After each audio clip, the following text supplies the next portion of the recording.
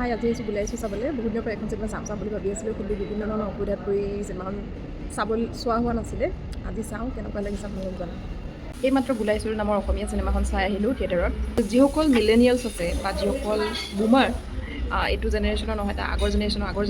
generation তেওঁলোকৰ কাৰণে এইখন চিনেমা নিজৰ অতীতক একবাৰ মৰি চোৱাৰ নিচিনা এক্সপিৰিয়েঞ্চ হ'ব খুব যদিও এখন কমেডি জনাৰৰ চিনেমা কিন্তু ইয়াতে বহুতকেইটা এছপেক্টছ সামৰি লোৱা হৈছে it's a very political movie বহুতে কৈ আছিলে এখন অভিনয়ৰ কাৰণে চাব লাগে বাট অভিনয়টো ক'বই নালাগে গোটেইকেইজনে ভাল অভিনেতাই আছে পৰিচালক বহুত দক্ষ the screen play is very smooth কাহিনীৰ মাজত কেইবাটাও কাহিনী সোমাই আছে আৰু খুব ধুনীয়া এটা প্ৰেমৰ কাহিনী গোটেই চিনেমাখনৰ মাজে মাজে বৈ আছে এখন সৰু নৈৰ দৰে এখন খুব ভাল চিনেমা চাল বুলি ক'ব পাৰি আৰু বিদুৰ ভাই চিনেমাখনত আমাৰ যিটো কমপ্লেইন আছিলে বা বহুতৰ যিটো কমপ্লেইন আছিলে যে জেণ্ডাৰৰ যিটো ইছ্যু তেওঁলোকে খুব চেঞ্চিটিভলি বা বৰ বেছি স্পৰ্শকাতৰভাৱে তেওঁলোকে হেণ্ডেল কৰিব নোৱাৰিলে